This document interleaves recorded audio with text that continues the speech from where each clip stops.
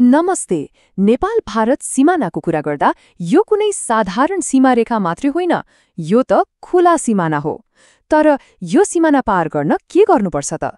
आउनुहोस् आज हामी यही अनौठो सिमाना यात्राको बारेमा विस्तृतमा कुरा गरौँ। हो, सबैभन्दा ठूलो प्रश्न नै यही हो। नेपाल भारतको सिमाना पार गर्न साँच्चै के चाहिन्छ? के यो सुनेको जस्तै जो कोहीले पनि सजिलै आवत-जावत गर्न सक्छन्? ल, अब यही प्रश्नको गहिराईमा पुगौँ है त। यो सिमानाको सबैभन्दा विशेष कुरा नै यही खुल्ला सिमानाको अवधारणा हो। एकछिन सोचौं त, संसारमा यस्ता कति नै देश होलान् र जहाँ दुई देशका नागरिकहरूलाई एकअर्काको देशमा जान पासपोर्ट वा भिजा नै चाहिँदैन। हो, यही सुविधाले नै त हो नेपाल र भारतको सम्बन्धलाई यति विशेष र अद्वितीय बनाएको। ल, सिमाना खुला छ भनियो, तर यो पार गर्ने आधिकारिक बाटोहरू मतलब मेन एन्ट्री पोइन्ट्स चाहिँ कुन हुन् त? अब हामी तिनै मुख्य नाकाहरूतिर जाँदैछौँ जहाँबाट हरेक दिन हजारौं मानिसहरू र अर्बौंको सामान ओहोरदोहोर गरिरहेको हुन्छ। यो लामो सिमानामा खासमा 10वटा यस्ता प्रमुख नाकाहरू छन् जसलाई दुई देशको सम्बन्धको मेरुदण्ड नै भन्दा पनि हुन्छ। ल, अब एक गरेर ती 10 मुख्य नाकाहरू कुन हुन् हेरौँ न त। ल हेर्नुहोस्, यहाँ पहिलो 5वटा प्रमुख नाकाहरू छन्। सुनौली भैरवा, रक्सौल वीरगञ्ज। यी नामहरू सुन्ने बित्तिकै दिमागमा व्यापार, गाडीहरूको आवत-जावत अनि मानिसहरूको भिडको चित्र आउँछ, होइन त? साँच्चै भन्नुपर्दा यिनै हुन् ती मुख्य धमनीहरू जसले दुई देशको अर्थतन्त्र र जनजीवनलाई एकसाथ जोडेर राखेका छन्। अनि यो सूचीलाई पूरा गर्छन् यी बाँकी 5 नाकाहरूले। एउटा कुरा याद गर्नुभयो, रूपन्देही जिल्लामा मात्रै कति धेरै मुख्य नाकाहरू परेका छन्। यसले के देखाउँछ भने सीमा वारिपारीको सम्बन्धका लागि यो क्षेत्र कति धेरै महत्त्वपूर्ण रहेछ।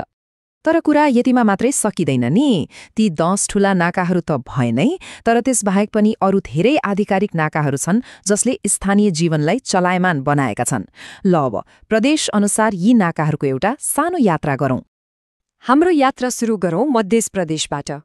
यहाँ त सिमाना आरीपारीको सम्बन्ध भनेको दैनिक जीवनको एउटा अभिन्न अङ्ग नै हो। जस्तै कि विटामोड जनकपुर, लौका हथरिया अनि जलेश्वर मधुबनी। यी नाकाहरूले गर्दा नै त हो त्यहाँका स्थानीय समुदाय र बजारहरू यति जीवन्त भएका। अब अलिकति पश्चिमतिर लागौं, लुम्बिनी प्रदेशमा। यो क्षेत्र ऐतिहासिक रूपमा मात्रै होइन, आर्थिक हिसाबले पनि एकदमै महत्त्वपूर्ण छ। अनि यहाँका जस्तै ठुटीबारी, नवलपरासी र कोइलाबास दाङ जस्ता नाकाहरूले यो सम्बन्धलाई झन्नै बलियो बनाएका छन्। अब पुगौं नेपालको सुदूर पश्चिममा।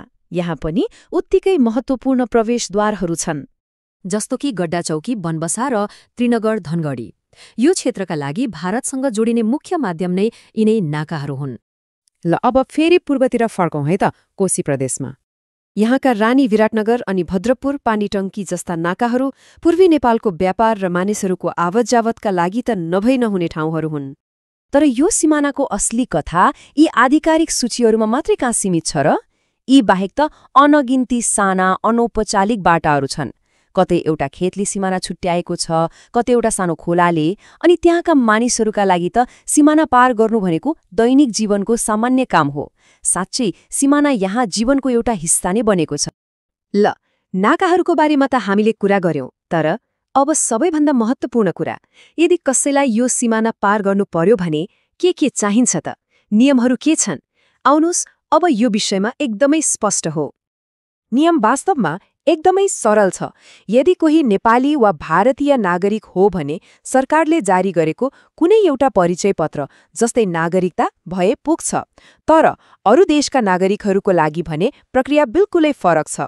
उनीहरूका लागि पासपोर्ट, भिजा र अध्यागमन जाँच अनिवार्य हुन्छ। अनि एउटा कुरा चाहिँ एकदमै ख्याल गर्नुपर्छ है, खुल्ला सिमाना भन्दैमा जे पायो त्यही सामान लैजान पाइन्छ भन्ने चाहिँ पटक्कै होइन। हतियार, लागु औषध वा अरू कुनै पनि प्रतिबन्धित सामानहरू ओसार पसार गर्नु गैर कानुनी हो र यसको परिणाम निकै गम्भीर हुन सक्छ।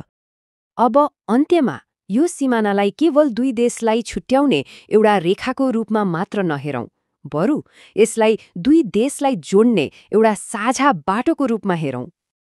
किनभने यो सिमाना नक्सामा कोरिएको एउटा धर्सो मात्रै होइन, यो त दुई देशका संस्कृति, अर्थव्यवस्था र लाखौं परिवारहरूलाई एक आपसमा जोड्ने जीवन रेखाहरूको एउटा विशाल सञ्जाल हो। त्यसो भए भविष्यमा यो विशेष सम्बन्धको रूप कस्तो होला?